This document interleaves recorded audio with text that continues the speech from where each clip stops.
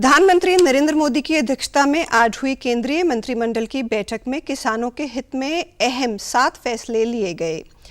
केंद्रीय सूचना एवं प्रसारण मंत्री अश्विनी वैष्णव ने प्रेस वार्ता कर बताया कि कैबिनेट ने 2817 करोड़ रुपए के निवेश वाले डिजिटल एग्रीकल्चर मिशन को मंजूरी दी है। इस मिशन के तहत एग्री स्टैक और कृषि निर्णय सहायक प्रणाली को विकसित किया जाएगा।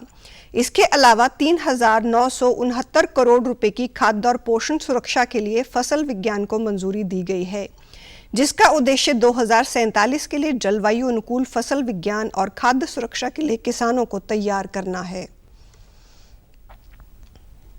2817 करोड़ रुपीस की टोटल इन्वेस्टमेंट से ये बनेगा।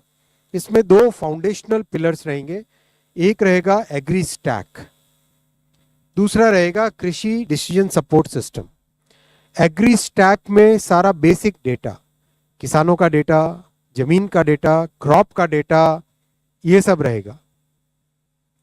और कृषि डिसीजन सपोर्ट सिस्टम में वाटर की अवेलेबिलिटी, प्लानिंग के लिए जो चाहिए इनपुट्स वो सब, ग्राउंड वाटर की availability, weather related data, satellite से जो आता है डेटा वो, फिर एक तरीके से कितनी क्रॉप यील्ड है उसकी मॉडलिंग के लिए जो चाहिए डेटा, कई तरह के जो किसानों को फैसले लेने के टाइम में जो काम में आती है ज़रूरत, जो इन्फॉर्मेशन और साइंटिफिक प्रैक्टिसेस चाहिए होती है, वो सारे कृषि डिसीजन सपोर्ट सिस्टम में रहेंगे।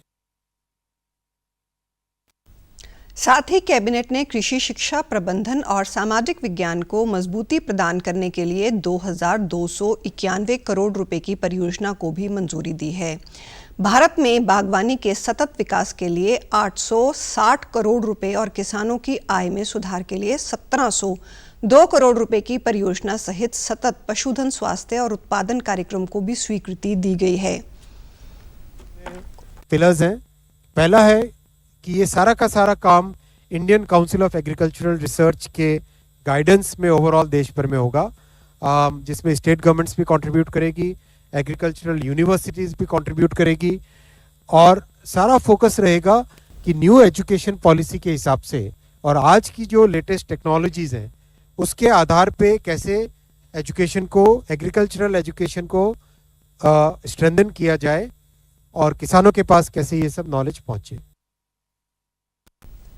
केंद्रीय मंत्रिमंडल ने इंडिया सेमीकंडक्टर मिशन के अंतर्गत गुजरात के साणंद में एक सेमीकंडक्टर इकाई स्थापित करने के प्रस्ताव को मंजूरी प्रदान की है।